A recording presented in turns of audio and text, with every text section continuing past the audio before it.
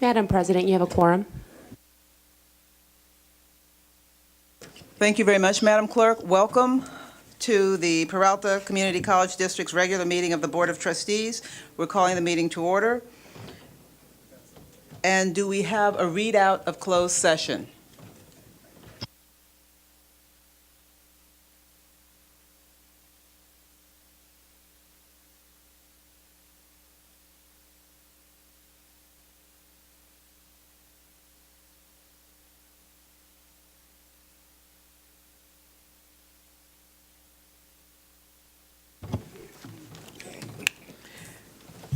At tonight's closed session, the board voted to approve the appointment of the following public employee contracts, which are subject to contractual agreement by the chancellor. Ratification of the chancellor's approval to appoint Osafran O. Okundaye as the interim facilities project manager, Measure A funded position, District Office, effective March 11, 2015 through December 23, 2015, at $103,175 annually. 7 yes, 0 noes, 0 abstentions, 0 absent. Recommendation to extend the appointment of, I'm sorry, I cannot pronounce the name. Tomoko? No. Sayavong?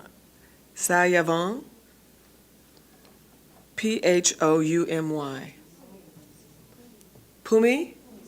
Pumi Sayavong, sorry Pumi for massacring your name, as the director of the APAS program, Laney College, a grant-funded position from March 1st, 2015 through June 30th, 2015 at $98,016. 7 ayes, 0 noes, 0 abstained, 0 absent. If the individuals are present, please stand so that we can welcome you into your new positions.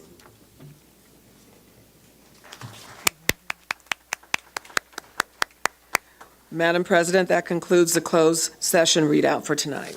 Thank you very much, Trustee Handy. The next item on our agenda is approval of the agenda. At this time, board members or the chancellor may request to modify the agenda. Do we have any requests to modify the agenda? It doesn't appear that we have any requests to modify the agenda. The next item is the approval of the minutes. Is there a motion to approve the minutes? So moved. We have a motion. It's by Trustee Riley, seconded by Trustee Handy. I would, Trustee Bonilla. and Trustee Bonilla.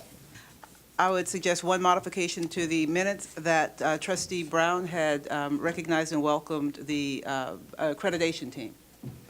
With I made some changes to the minutes, very minor, so I'll mention it. I give it to Brenda. So with that modification, do we have a vote? Can we call the question and have a vote on the minutes? Yes. All in favor of approval of the minutes as modified? Any, all in favor? We have our ayes. Any noes? Any abstentions? Motion carries. The next item on the agenda is public comment.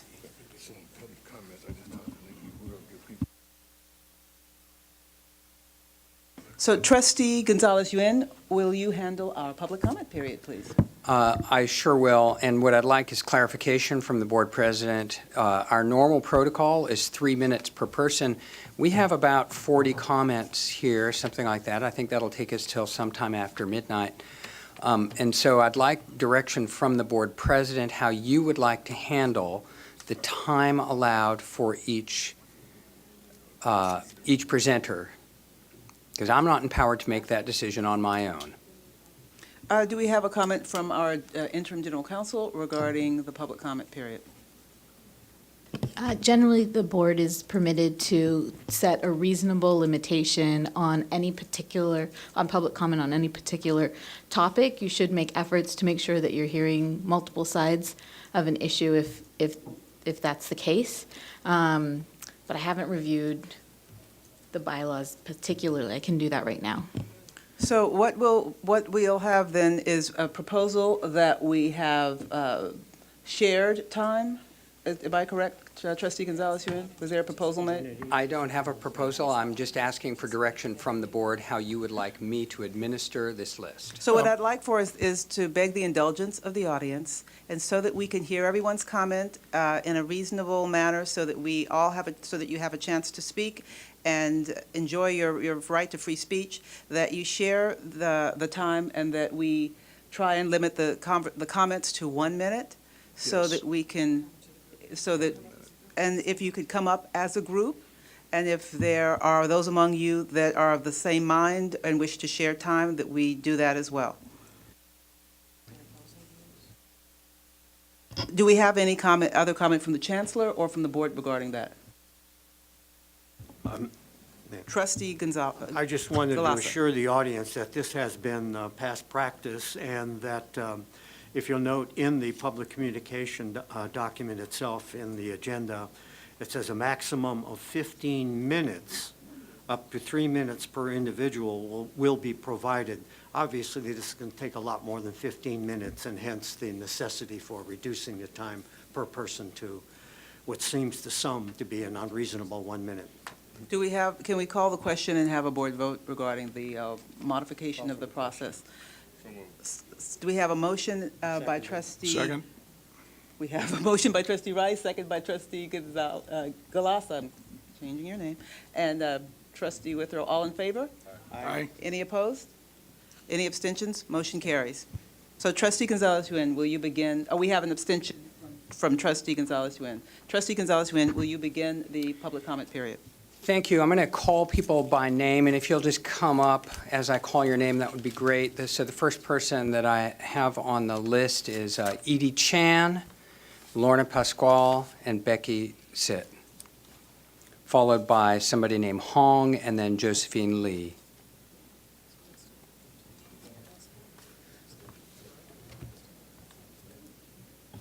Okay. Ms. Chan, I understand you, by the board action, you now have 3 minutes collectively. Okay. Thank you. Good evening, Chancellor Ortiz, honorable trustees, and college presidents. I'm Edie Chan, and co-chair of the APA Task Force for Peralta Colleges, and I recognize that there's been an conscious effort to put together a inclusive and diverse selection committee for the chancellor. And while it looks that way, I do want to say that we are concerned with the big picture, and that is the big picture with little representation from the AAPI community, the Asian American Pacific Islander community. It's a very complex community. By U.S. Census data, there are at least 48 ethnicities and over 300 languages. Here in Peralta, we have 4 colleges who are registered with the federal government to be AAPI serving institutions, which means that there is a presence in our community of AAPI students. And one other qualification is that at least half of those have significant financial need. But what does that mean today to us? Really, it's not about numbers, but I think the missing link is actually cultural competency. And what is cultural competency? It's not something we're born with. It's not an endpoint.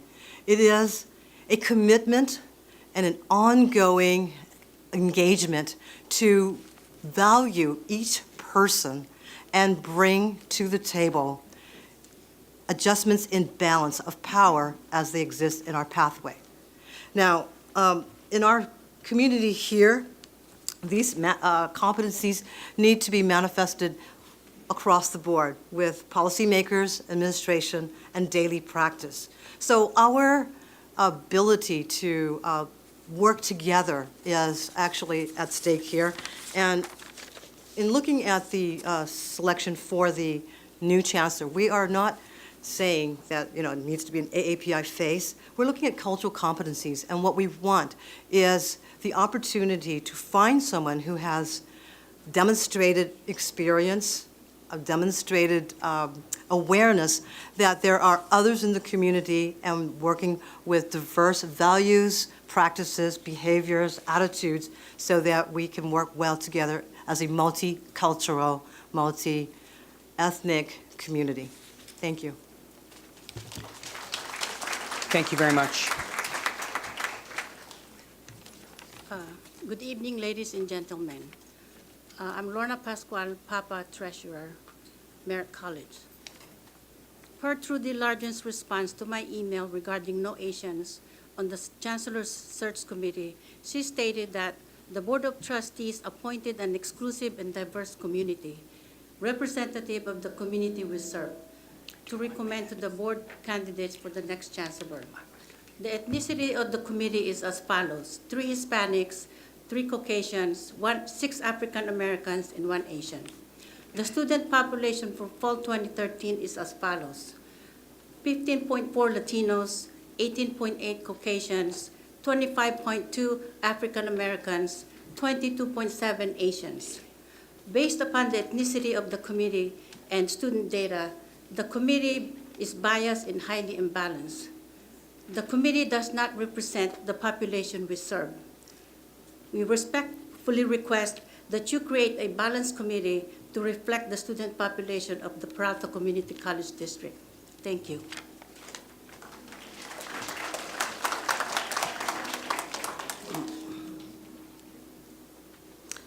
Good evening, Chancellor, community at large. My name is Becky Sitt, and I'm a Laney retiree after 38 years of service to Peralta. And I just want to express a concern that is being based culturally aware and culturally sensitive to the community and population that Peralta serves. We need a committee that reflects the demographic portion proportionally to best qualified candidates. The candidate that is culturally oriented to all groups and community that exist within the PCCD boundaries. We're looking for the best way to select the most qualified, culturally sensitive chancellor to lead us to a better educational platform. Thank you.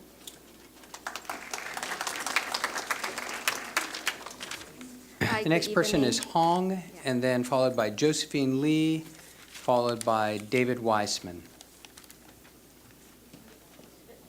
Hi, good evening. My name is Hong.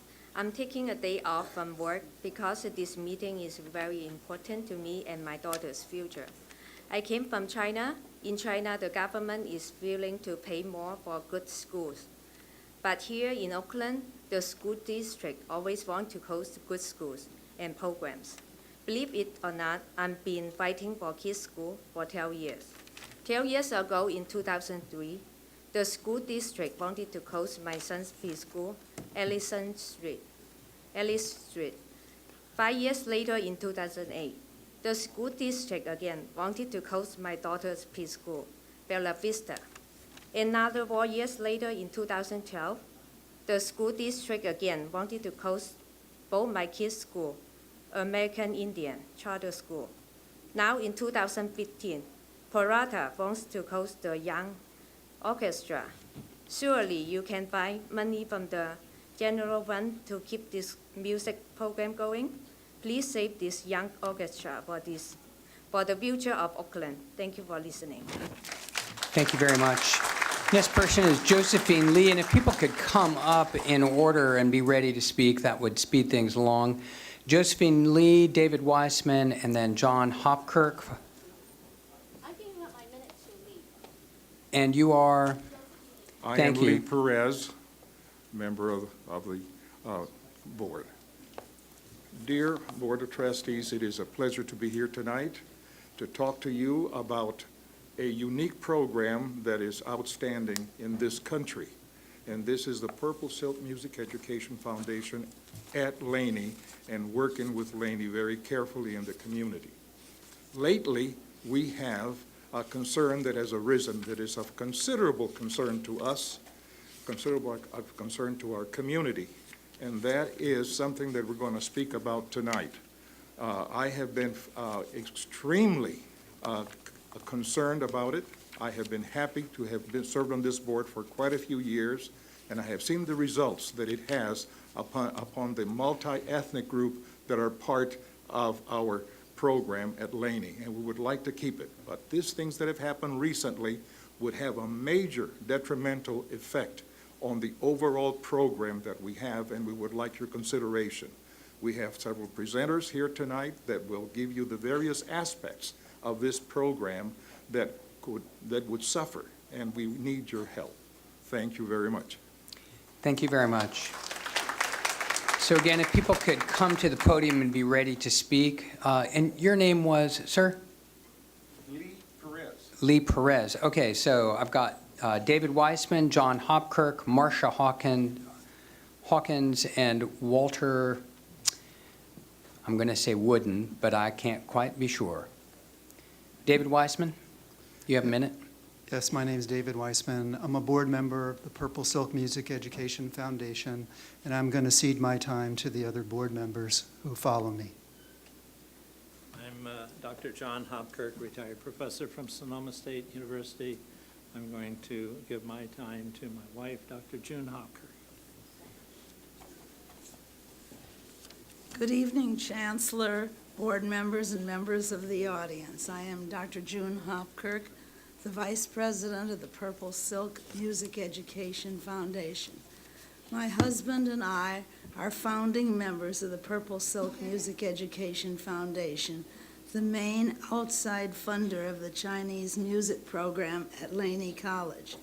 In 1997, through my efforts as the grant writer for Oakland schools and that of Dr. Katrin Spinetta, then the grant writer for Peralta Community Colleges, our foundation was established.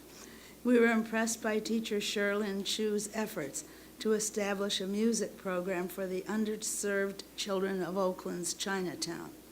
Sherlyn was already known as a successful teacher of Chinese music at Laney College and had sought out our help. It was necessary to set up a nonprofit because most funders would not give money to public schools. Over the years, we have received ongoing funds from local, national, and international organizations and were recently chosen for a site visit from the newly appointed chairperson of the National Endowment for the Arts, Dr. Jane Chu. Your immediate action is needed because Ms. Chu has received a directive to disenroll the elementary student participants. Because Laney has always been a strong supporter of the program, we were dismayed at this directive. Doing this would kill one of the bright lights and broadly recognized programs of the Peralta system and disenfranch children who come from one of the poorest areas of Oakland. 70% of these children are eligible for free reduced lunch, but 100% of them go on to college. To the children, the benefits are many. The opportunity to learn music at an early age, not afforded in most school programs. The chance to visit various parts of the state and country while performing. The opportunity to visit other colleges while on tour. And the chance to perform with Maestro Michael Morgan and the Oakland East Bay Symphony. Because this is the only such program in the nation, it serves as a model for other colleges and develops a pool of talented youth at a critical stage in their lives. The program keeps the students grounded and focused, teaches them how to work together as part of a team, and broadens their horizons. For all these reasons, we respectfully request that you rescind or amend this directive in order to allow our program to continue. Thank you. Thank you very much. Marcia Hopkins, Walter Wooden, and then Amy Eng. Well, we are going in a different order than you. Sure. I'll just have to find my card, so go at it. My name is Joe Ryan. Okay. And I'm a retired public school administrator and one of the original board members of the Purple Silk Music Education Foundation. The foundation was established in 1997 when it became clear that in order to help fund the college district's music program at Laney College, we would need nonprofit status. With the assistance of the college administrator, Dr. Katrin Spinetta, and the law firm of Crosby, Heafy, Roche, and May, which is Oakland-based, we were able to file articles of incorporation under the nonprofit benefit corporate law for charitable purposes and thereby receive 501c3 status. Since then, since 1997, the Foundation has funded the program annually through grants and fundraisers in the amount of an average of about $70,000 or more. Funders include the City of Oakland, Philanthropic Ventures, the San Francisco Foundation, the National Endowment for the Arts, and the California Arts Council, and many, many others. It came as a shock to me as a board member and other board members that Peralta Community College District had recently changed its administration or its admissions policy and is now going to deny the youth access to a program which has successfully gained national and Excuse me, international Mr. Ryan, recognition. that was your minute. Is there somebody in your group who would like to cede their minute? I don't know. Well, if not, I'm going to ask you to wrap up quickly. I sure will. Thank you very much. Well, we've gained national and international attention and funding over the past 20 years. I therefore respectfully ask that the Peralta Board consider rescinding the policy to allow Peralta Laney College to continue serving current and future children. Thank you very much, Mr. Ryan. Good evening, everybody. My name is Shirlene Chu. I am the music teacher, and I have been a loyal employee of Peralta District since 1973. I have watched Gilman Steel go down and Laney College go up. I share the vision of the Peralta District that our community colleges needs to serve the community. I started here 1973, teaching a class Monday nights. Parents came in and brought their kids, and while I was giving instruction to the adults, it was the children who picked up. Many years after that, I decided that maybe it would be time to start a children's orchestra. At the time, Dr. Deborah Blue was our president at Laney, and it was Chancellor Ron Temple. They share my vision, and Dr. Ron Temple decided that he would invest $30,000 into our program. The floodgates opened. Every year, we have more than hundreds of students coming. With that, the children use Chinese traditional instruments to play world music. Excuse me, Ms. Chu, that's your minute. If you can begin to wrap up, unless somebody is willing to cede their minute who's signed up. We had 40 people signed up. I realize that, and if somebody is willing to cede their minute, then I'm happy to give it to you. Otherwise, I'm just going to ask you to wrap up quickly. All right. It took 42 years to build this program. It didn't matter whether it was a Republican president or a Democrat president. We were always the one chosen to serve our country. Not one of my children who passed through the program are on drugs, substance abuse, or any kind of unwanted pregnancy. As a teacher, that makes me very proud. Thank you very much, Ms. Chu.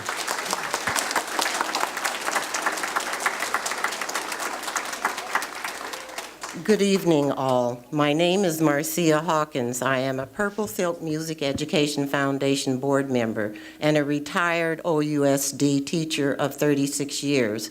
Shirlene Chu, the founder of the Great Wall Youth Orchestra and Chorus at Laney College, and I taught together at Lincoln Elementary School in 1978 and have remained friends until this present day. I fervently hope that you will re-enroll our students so they can continue to receive the superb music education from the Laney professional staff. I know from my own life experience how important the arts are in general and music specifically to the development of the whole child.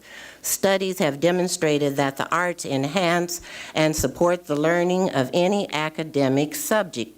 As a lifelong student of the visual and performing arts, music in particular, I infused those sensibilities into everything I taught and found that all students were enthusiastic, engaged, discovered their creative voices, were proud of their accomplishments, felt good about themselves, and were eager to carry on, just like our Great Wall students. Music nourishes the soul. Please allow that to continue for our students. Thank you. Thank you very much, Ms. Hawkins. Hello, the Board of Trustees. My name is Maxine Mock. I have two children that enroll in the Laney College music program that just recently graduated. My son, he attended the program at 10, and my daughter started the program at 8. So I remember my son once said to me that he wished he could started the program earlier. And the reason why is it is good to prepare kids and give them responsibilities at an early age, because it will stick with them better. Being in the orchestra will teach them responsibility, because it will not only make them responsible for them making themselves sound better and sound good, but they need to make sure that everyone else does too. By being in a college environment at an early age, they learn to be respectful, and they understand that education is important in their lives. Children in our program with parents that work all the time on the weekend need some place and something to do, rather than roaming around the streets with bad crowd. And they can enroll in our music program under the instructors that can teach them music, culture, and respect. They can also learn from the older kids as their mentors. And most important of all, learn how to give back to the community. The Peralta District Music Program not only teach music with Chinese instruments, my children also have the opportunity to perform at many community events with other music groups, educating themselves a visit to different colleges and perform across the state of America. I'm fortunate that my children can benefit from the quality music program at Laney and went on to a 4-year college. And they have gained appreciation of music from all culture, earning recognition as they performed and giving back to the community as they volunteered. Excuse me, Ms. Ma, if you would, please wrap up. Your time is up. Yeah, while it's sad to hear that the admission policy has changed, I felt for the children that would miss this excellent music program and what they can provide for them. I hope you would reconsider and continue to support the Laney College music program, allowing students under 14 to enroll. Thank you very much for your time. Thank you, Ms. Ma. Good evening to the Peralta School Trustees. My name is Vanessa Latson, and I'm here to speak to you today about the great Wall Youth Orchestra. My son, Tyler Thompson, joined as a member when he was 5 years old. He is now 19. He is in college. He is getting a degree in business administration. Tyler benefited very well from this program, thanks to Ms. Chu. Tyler has had the opportunity to be on the cover front page of the Wall Street Journal, which is unheard of. He had an invitation to the former Secretary of State Condoleezza Rice, and he performed for the Premier of China under the Bush administration. He also performed at the National Mall under the Obama administration. Other few things that he was, that the orchestra and Tyler were privy to were performing at Davies Hall in San Francisco, the War Memorial on numerous occasions, even episodes on KQED. Because of Ms. Chu's love for music and the children she's teaching, these children go on to be wonderful citizens in the community, which you've heard from other parents and teachers. I encourage you not to close this program. It kept my son off the streets, and he's doing well, and there's no babies. It's just him. Thank you. Thank you, Ms. Latson. Good evening, trustees. I'm Walter Wooden. I'm the bus driver for the Chinese Youth Orchestra, and that's the name I knew when I first met them. So I'm picking them up, and I'm looking for all Chinese people. That was not the case. There were Chinese, Mexican Americans, and African Americans. They were playing Chinese music. We went to many colleges, but the one that I remember the most was American College in Stockton. They were performing with a multitude of other performers, but the other performers were adults and college students. My kids were little ones. The thing that impressed me the most was when they started playing, these people were looking around, who are these guys? Those are my kids. They were well-behaved. They were kids. They were well-behaved, not rowdy, and they weren't constantly texting things. They were learning things from each other, and it's a long ride from Oakland to Seattle without doing this, and they were not. You need to listen to them if you can. I don't know music, but they were beautiful. They were my kids. So please help them to keep doing this because others will do it too. I've seen the looks on other children's faces, Oregon and Seattle, Washington. They're looking at my kids playing. And I know they're thinking, maybe I can do this too. So we need to continue doing that here so that other people can do it. Thank you very much for your time. Thank you very much, Mr. Wooden.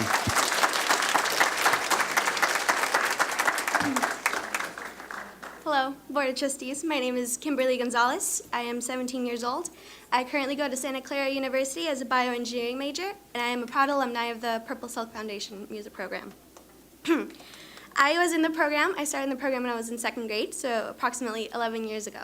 I started when I was 7. I started singing first. I started singing operas and traditional Chinese songs, and then I moved on to playing the instrument. I am a proud Mexican American, so I am not Chinese in any way. However, the support that I received from this program was amazing. Ms. Chu, she greatly enforced maturity, patience, confidence, and passion for all of our instruments and all of the things that we did in this orchestra. She was a great mentor to all of us. She is like our mom. She always encouraged all of us to go to college. She always gave us the mentality that higher education is the best thing for us, to get off the streets, to be something other than just another statistic. We need to be greater. Ms. Chu taught me to never give up on my dreams and to always strive for greatness. Purple Silk changed my life, and for that I will be forever grateful. I want to make sure that as many children as possible get to experience the beautiful Chinese culture and learn life lessons from Ms. Chu as I did.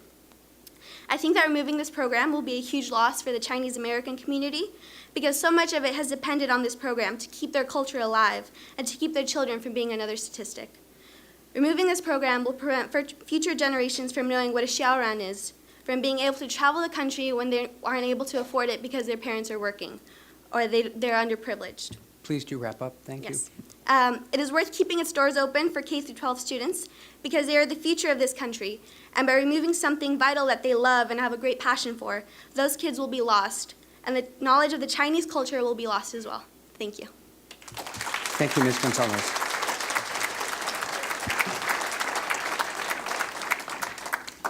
I am Bill Somerville, one of the funders of the Great Wall Youth Orchestra, which I consider to be a jewel in our midst. It is a model for the country, it is unique, and I can't fathom why you would consider eviscerating this program at this stage of its development.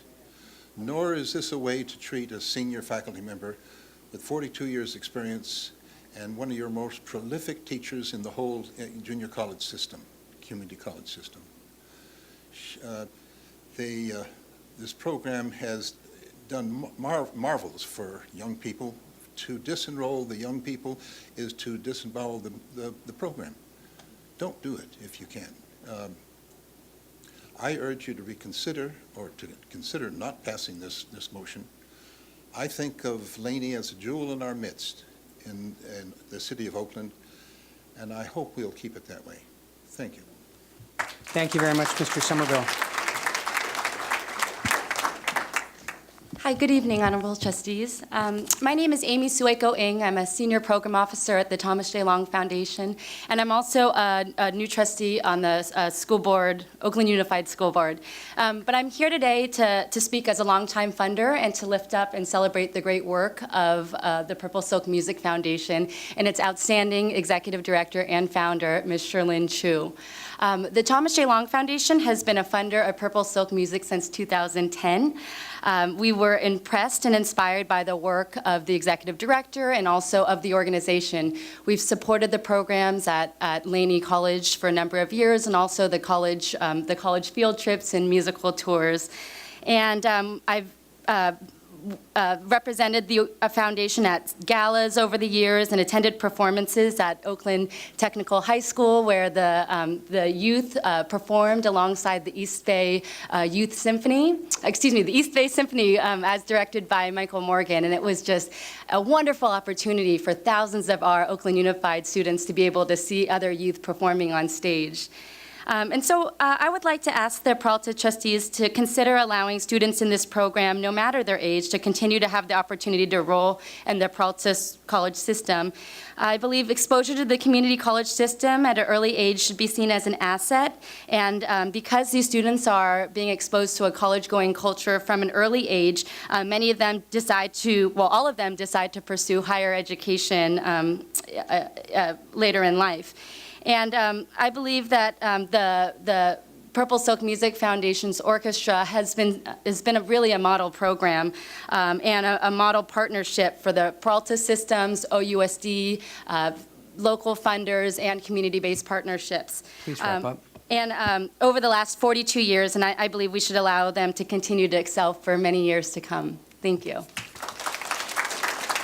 Thank you very much. And just for members of the public to clarify, this is actually not an agenda item on our agenda this evening. Thank you. Board of Trustees, my name is Claudia Hung Haas. I am a parent of the 4th and 5th grade students who have been in the orchestra since they were in kindergarten and 2nd grade. We were not in the Lincoln School District, so we did not have the privilege of attending initially and being part of the wonderful program that existed there. However, I found out about the program at Laney. We live 3 blocks away. I've lived there since 1997 and quickly enrolled my children and have been very, very thankful and was able to transfer them to Lincoln School a couple of years ago where they seamlessly blended into the program. It gave them this wonderful opportunity. My older daughter just applied and got accepted into the Oakland School for the Arts, which is incredibly hard to get into, and it was due to her being a part of this orchestra. I also am a public school teacher at La Escuelita, 2 blocks away, and many of our parent communities attend your college. I'm a big supporter of the college here. My husband attended Laney College himself and is now a nurse. We're taxpayers, we're voters, we support you, we live here. Look around at this room. I myself was blown away with the sheer number of people who just came out to this meeting at a moment's notice. This is your community here. These are the people that surrounds your college. We support your community college because you support us. You're surrounded by us. We value your service. Please do not cut us off. This is the next generation. We want to continue supporting you. Please do not cut off our children's education. Thank you. Thank you.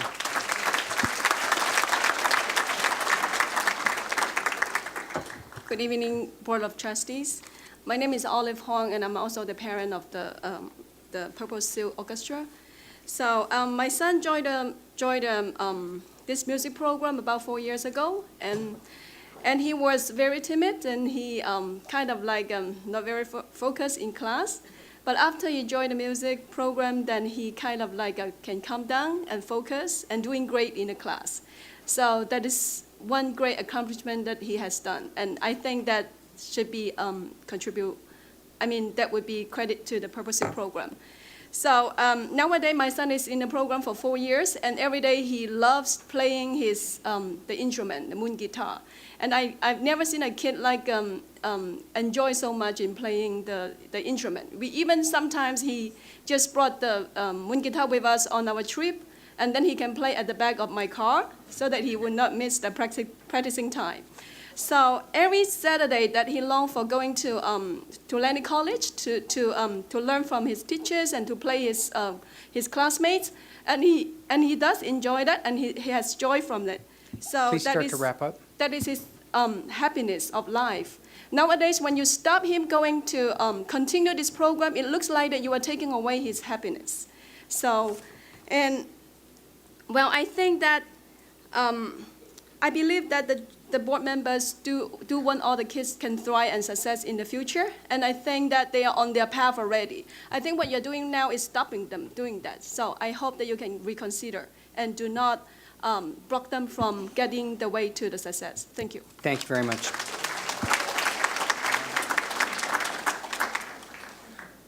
My name is Cengiz Haas, and my wife spoke just before Oliver there. And I do have 2 kids in this beautiful, disciplined orchestra that is learning so much. Excuse me, Mr. Haas, I don't see a speaker card for you. I came in late.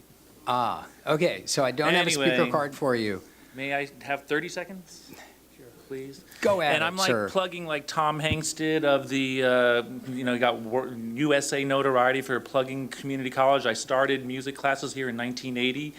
Ed Kelly teaching musicianship, and I graduated from your school doing prereqs and the nursing school at Merritt College, and I've had one job for 30 years since graduating from this school. But to make it a circle with my 2 kids, again, living, like my wife said, 3 blocks away from here, this is a beautiful program. They do some deep stuff. If you ever can see their DVD that has been made, and their concerts that they perform in your beautiful auditorium, it is so special, it is so important, and all the other speakers have basically said how important it is, and it really needs to stay. I don't know where this idea came from, but it's a beautiful, beautiful program. Thank you for letting me speak. Thank you very much. Okay, I have a number of other speaker cards. I'm going to call your name if you're here. Please come to the podium. Michael Morgan. I think Lee Pettis already spoke. It looks like we are now up to Matthew Goldstein, followed by Pinar Alsher, Molly Sealand, and Soledad Martinez. Good evening. I'm Matthew Goldstein, President of the Peralta Federation of Teachers, AFT Local 1603. First, contract talks with the district are at last ready to restart. Negotiations have been drawn out, unfortunately, and faculty members are increasingly impatient to see an agreement. With the end of the school year less than 2 months away, any further delay would likely mean that no deal would be reached before summer, and that, frustratingly, would push talks into next year. That is, if we can't finish things up right away, PFT and the district will still be working on the 2014-2015 contract as we start 2015-2016. And with the district in its best financial shape in years, there's really no credible reason for the district not to get things wrapped up immediately. Delays are costly to faculty, and they're also costly to peace in the district. PFT fervently hopes that we can get something worked out and finalized Thursday, and then the board can act quickly to approve our agreement. There are many important issues to work out in negotiations, but those necessarily will receive less attention than they deserve until we can wrap up the fundamental issues still outstanding from the last 3-year deal. PFT is pleased, on another front, to see that the board and district are striving to achieve some sort of diversity and representation on the committee to select the next chancellor. And while the faculty have 4 extremely capable and experienced appointments on the committee, PFT has long argued that given the relative size of faculty among Peralta's constituents, the number of faculty ought to increase dramatically on that committee. So as board policies continue to get updated, it would be advisable to have faculty's numbers increased to make sure that faculty representation is commensurate with their numbers. I'll end there. Thanks for your time. Thank you very much. Pinar Alsher, Molly Sealand, Soledad Martinez, and then the last speaker tonight is Max Long. Could I just interrupt for a moment as our guests are leaving, just to let everyone know from the music program, we very much value your being here, as well as all the speakers today at public comment period, and the senior staff has advised me that they are reviewing the issue and trying to work through it so that we can have a successful resolution to this. So I want to thank everyone that's spoken on all of the issues, our faculty and our community and our children. I have children myself, so I greatly understand what it means to come out on a night like this to participate in community government when you have homework. So thank you to everyone for coming, and the Chancellor is working on it.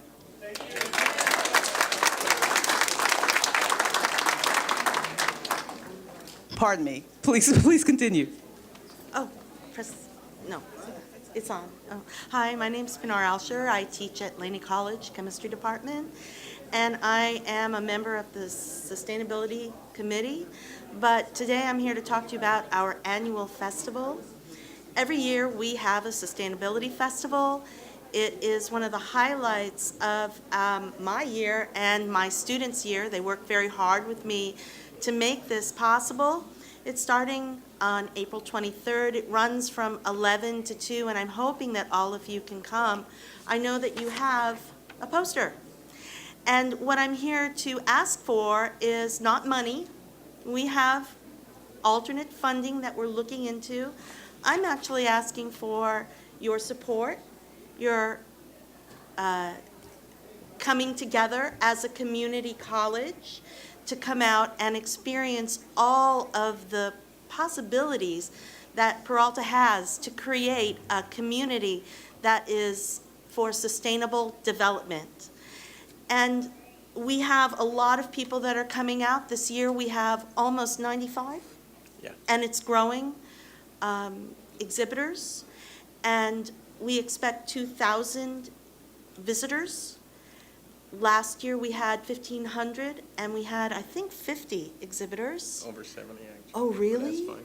70? Oh, wow. You should. Well, I was so busy running around, I did not have time to count, but I know that there was a lot of excitement.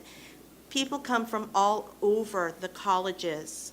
I wanted to remind everyone that I teach chemistry, yes, but I teach the students from Berkeley City College. I teach the students from Merritt. I teach the students from COA as well. And I did a list. I just counted my students. And you know that most of them are not from Laney College? So that means that this is not just a Laney College Center. It's for all our students. And our programs are designed to help students become sustainable members of community, supporting social justice, restorative justice, ecology, the economy. It's all about sustainability. So I'm hoping that you will, as board members, as college presidents, as the chancellor and all of the people that work with him, advise your faculty, advise your circle to come out, to have your schools participate in this festival. It's growing big. You can't stop it. Thank you very much, Ms. Alsher. Molly Sealand.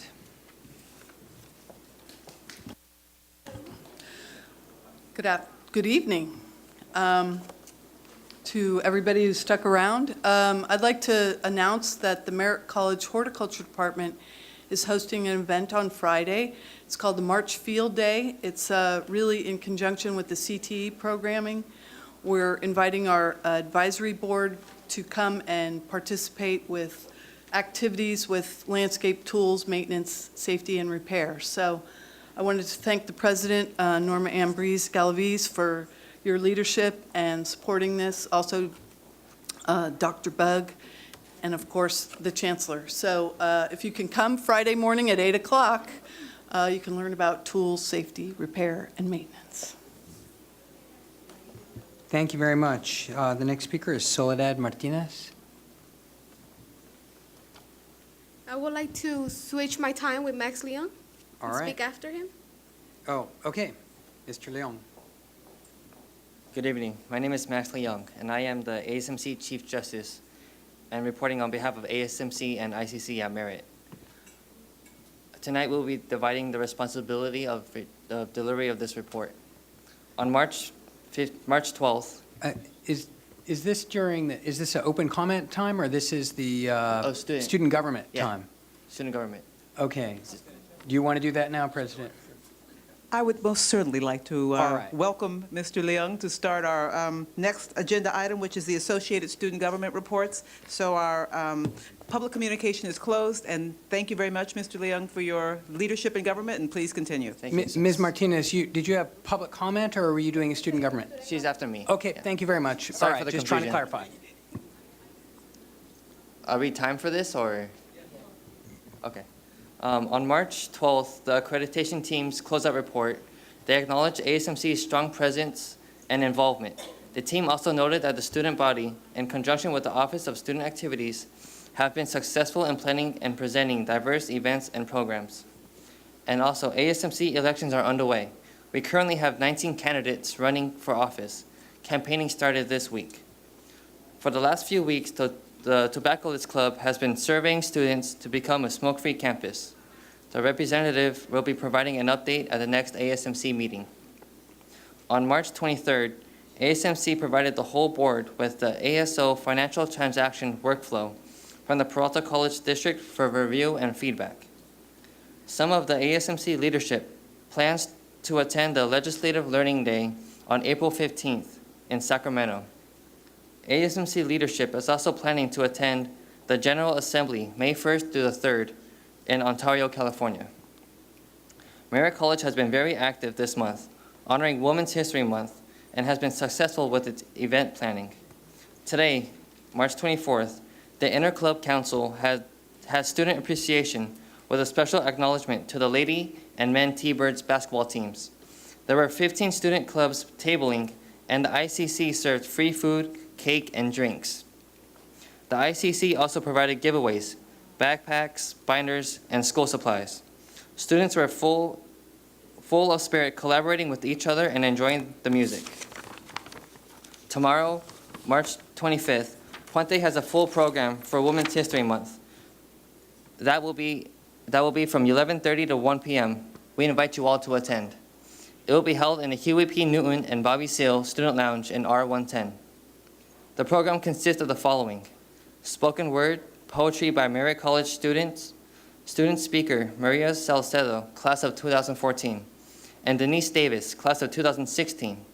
We will also have a keynote speaker, Carla Trujillo, author and UC Berkeley Dean of Graduate Diversity Programs. We will also have food catered by Otai's Restaurant. And I would just like to give a quick review of who the speakers will be. Mariela Salcedo is a Merritt College Puente alum from 2014. She transferred to UC Davis last fall and is majoring in biology. Students who are interested in the medical field should not miss this presentation. Denise Davis, a current Merritt College student who is legally blind, will share her inspirational journey and talk about what she does to manage stress and stay balanced. Jacana author Carla Trujillo is the Dean of Graduate Diversity Programs at UC Berkeley. Ms. Trujillo has dedicated her career to advocating for students of color in higher education. She is also the author of a published novel, What Night Brings, a story about the rites of passage of a young Chicana growing up in San Leandro, California. Trujillo has worked closely with the LGBT student community in the Bay Area. Also, on March 26th, Black Student Union will be honoring a local rapper, Jacka, who was murdered in Oakland. And now I'd like to have our ASMC Senator provide a summary of the Accountability and Transparency Report presentation of the Office of Student Activities and Campus Life. Thank you. Good evening. Ladies and gentlemen, President, Board of Trustees, and Chancellor, my name is Soledad Martinez. I am part of the ASMC. I'm a senator, providing you a summary of report validating our student leadership and involvement. Our ASMC advisor, Dr. Lilia Chavez, presented a detailed report regarding ASMC Inter-Club Council and the Office of Student Activities and Campus Life. This report is important as we were able to see how Merritt College is doing in regards to student leadership and involvement. The Associate Students of Merritt College presently has 20 active clubs.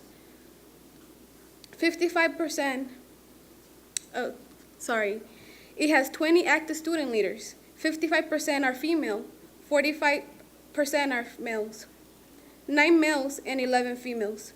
The ethnic breakdown consists of 9 African American students, 7 Latino students, 3 Asian students, and 1 Caucasian student. The Inter-Club Council presently has 23 active clubs, with 7 pending. In comparison from last year, there were 8 clubs, and now we have 23 clubs, showing an increase of 190% overall. Regarding participatory governance committees, student involvement has increased. In the fall 2014, only 9 members were involved. This spring semester of 2015, under the leadership of our ASMC advisor, all 20 members are participating on campus at the district and committees. She also implement a report back from an accountability tool. Overall, there was an increase in participation of 110% in this area. The report also affirms the changes the Office of Student Activities and Campus has implemented would demonstrate a bigger picture of who it serves. Not only does it serve ASMC, it also serves student clubs, departments, and the community. The Office of Student Activities assesses the functionality of the office, develop policies and procedures, and implement them with process and system to collect data. Through this report, we were able to see the accomplishments of the department and the future vision of continued improvement and accountability of the office to better serve students. Thank you for your support and time.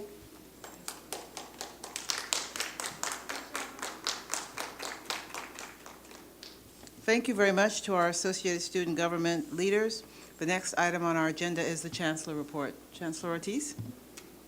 Thank you very much, President Brown. This evening I have very little to share other than to thank the college presidents, the college staffs. Since our last meeting, we concluded our accreditation visit, and the accreditation visitors left here impressed with the work we do, and we are waiting to hear from them on their report that I believe is due to us in mid-April. Once we get the official report, we will share with the board and the public recommendations from the visiting teams. In the meanwhile, we will continue to strive to comply with accreditation standards. We know where we want to do better with our planning, our integration of budget and planning, and a few other areas that we became aware of during this visit. So I want to thank, again, the colleges for that great effort, and we now launch into the next cycle. That's the end of my report for this evening, and there are no other Vice Chancellor reports. Thank you very much. Thank you very much, Chancellor Ortiz. The next item on the agenda is the Board of Trustee reports. We'll start with Trustee Bonilla.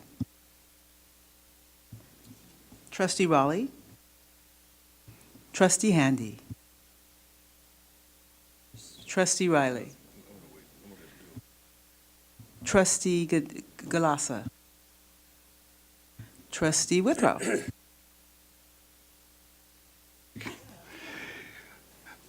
Just briefly, it was my honor and privilege this last week to be a spokesperson for the Peralta Colleges at the behest of our board president before a Veterans Affairs Committee of the U.S. Congress.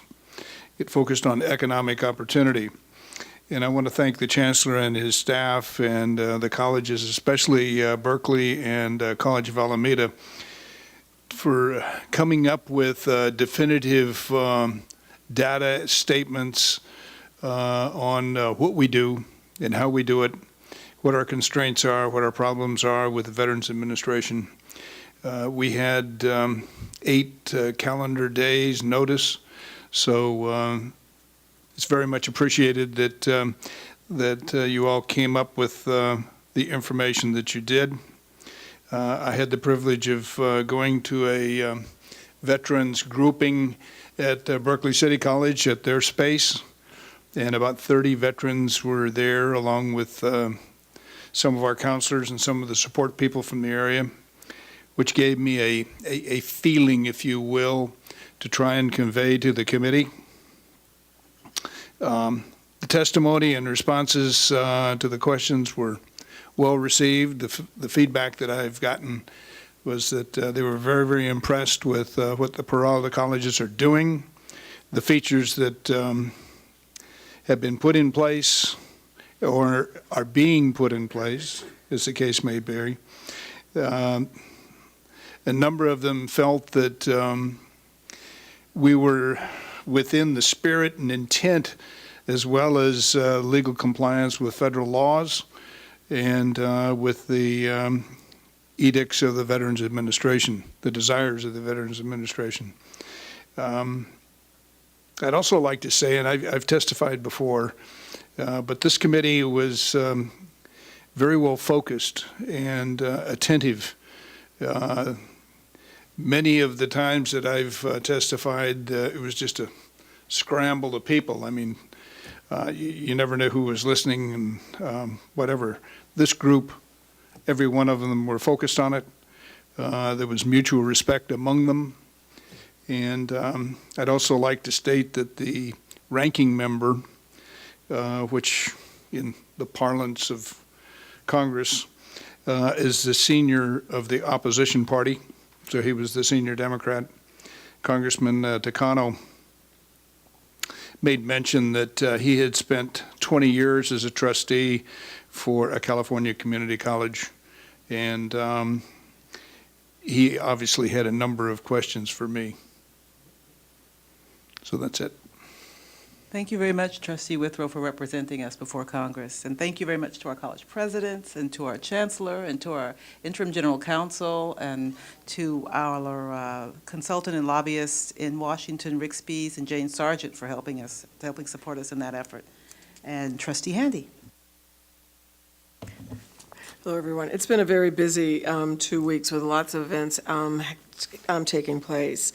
Last week I had the opportunity to attend the Women of Power event given by Supervisor Carson honoring Josie Camacho and a few other women who are doing amazing things in our city, and to stand there and see these women who have dedicated their lives to service. It's really something to be there, but it's also great to see our city recognizing these women for their efforts. I also had the opportunity to attend the Women's Hall of Fame, where our own President Webb was inducted, and that was the place to be. As you looked around that room, you saw the most powerful women in Oakland, but some of them in the U.S. I mean, people who are doing amazing things around the country. And then you see our Dr. Webb being inducted right there with the rest of them. I was just so proud to be there and to see her being honored, and to see the people who came to watch her be honored as well, along with the other inductees.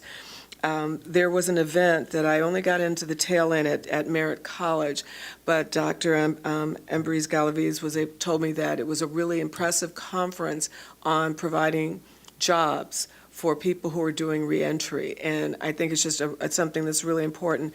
When young people come to us and they say they're going to go to college or whatever, but they have a history, it's really important for us to be able to say, yes, but you can go to this program over at College of Alameda, and they're going to help you get a job. And it doesn't matter that you have a record before, or that we're continuing to develop programs that give you an opportunity to not recommit crimes, but to earn money so that you can take care of your family and have a respectful life. So it was amazing to see the amount of people who attended that conference, and I was proud to be there with you. And I think that was it. Oh, no, there was one other thing. The Barbara Lee Elihu Harris lecture series featuring Reverend Lawson was amazing. And this is done in collaboration with Merritt College. The caliber of people that we've had in this lecture series is amazing. And as I look around the room and I see people that I know who work throughout the city, but are not necessarily involved in education, but they are attending these lectures, shows that we really have something wonderful that we're giving to the community.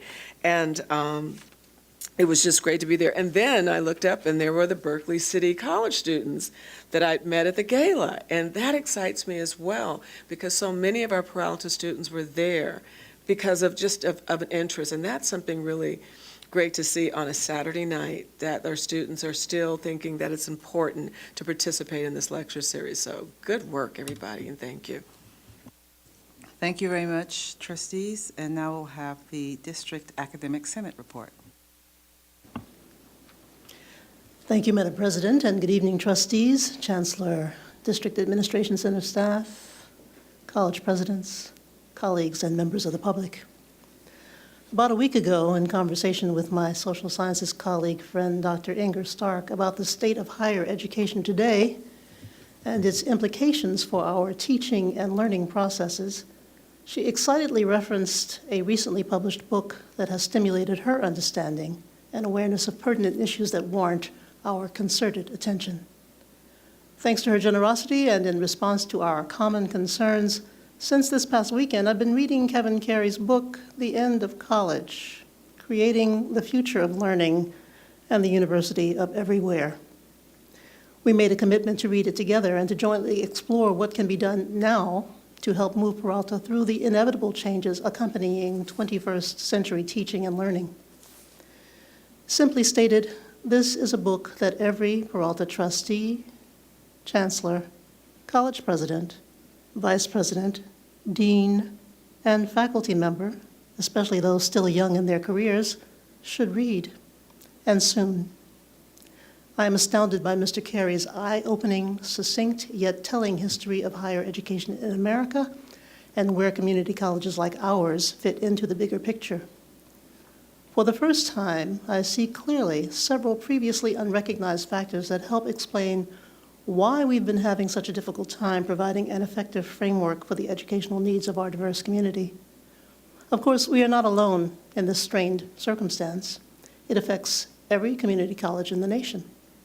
What makes it especially pertinent to Peralta at this time is the imminent hiring of up to 25 new faculty, in addition to perhaps another 5+ retiree replacements across the district during academic year 2015-16.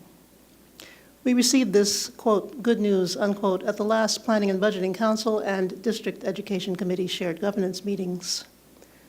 Reviewing the lists that each college brought forward of its faculty hiring priorities, we see that the 4 aggregated lists totaled a need for 65 new faculty positions, of which it is hoped that almost half will be filled by fall 2015. I couldn't help but notice the significant overlap of at least 13 of those positions appearing on more than one college's list. What this implies is that, like it or not, the 4 Peralta colleges will be competing with one another for the same pool of potential candidates in as many as 13 separate disciplines. Given the economic constraints we have been subject to for most of the past 10 years and the increase in retirement age faculty currently still working, there is no question that each college, quote, needs, unquote, the faculty positions it is requesting. Given the convergence of technology, providing increasingly sophisticated and unprecedented digital learning environments, none of which we are prepared to manage, incidentally, the unsustainable and still rising cost of a college education, the higher skills needs of the employment marketplace, and the discouraging results of assessed learning outcomes that address those needs, quoting from Kevin Carey, higher education now stands at the brink of transformation, where traditional college credentials based on arbitrary amounts of time spent in obsolete institutions will fade into memory. Meanwhile, inside Peralta, Deputy Chancellor Gravenberg recently informed us about an impending summit, that's a working title, to figure out how to devise an effective enrollment management strategy that will meet the needs of all 4 colleges. Notwithstanding this intention, in the larger scheme of things, there is something dangerously askew about this picture. It is insufficient to make plans for continuing to do what we have always done in the face of the societal changes that demand something radically different without considering and planning how we will adapt to and embrace those changes. The handwriting is on the wall, trustees. It is your fiduciary responsibility and in the best interests of the institution that you read it and help set a course for navigating this rocky terrain. Please read Carey's book so that you will be better prepared to plan for and make some difficult and perhaps even painful decisions. The End of College, Creating the Future of Learning, and the University of Everywhere. That concludes my report for tonight. Thank you for receiving it. Thank you very much, Dr. Van Putten. Actually, the Academic Senate report reminded me that I did have a trustee report. I was invited to serve on a panel regarding how to prepare the children in our region for the workforce of tomorrow. And I did say that I have a panel of experts. I have a chancellor and his senior staff and the college presidents and an academic senate president. So I will read that book. And one of the wonderful things about being a community college trustee is that you don't have to stand alone in making those decisions. So thank you very much. The next item on our agenda is the consent calendar. Do we have a motion to adopt the consent calendar? So moved, Madam President. It's been moved by Trustee Riley and seconded by Trustee Galassa. All in favor? Aye. Any opposed? Any abstentions? Motion carries. The next item on our agenda is the action calendar, which I believe we have just, informational items. And the matters listed under the informational items section are considered by the Board of Trustees to be routine or sufficiently supported by backup information as to not require additional discussion. So that means I'd ask everyone to take a look at those items. There won't be a discussion or a vote on those items. And then the last item is the action calendar. There was nothing removed from the agenda for discussion on the action calendar, so we come to our announcement section of the agenda. Trustee. Yes, thank you, Madam Chair. Riley. Announcements here. Our next meeting, our next regular board meeting will be held in 3 weeks on April the 14th here at the district office. Reminder that on Monday the 30th, the district office will be closed in observance of Cesar Chavez holiday. Madam President, that concludes the announcements for this evening. Thank you. Thank you very much. Trustee Riley, I'd just like to remind everyone of the EcoFest Sustainability Festival, which is Thursday, April 23rd, from 11 a.m. to 2 p.m., and the location is the Laney College campus. Thank you very much, everyone. Have a wonderful evening. And our meeting is now adjourned.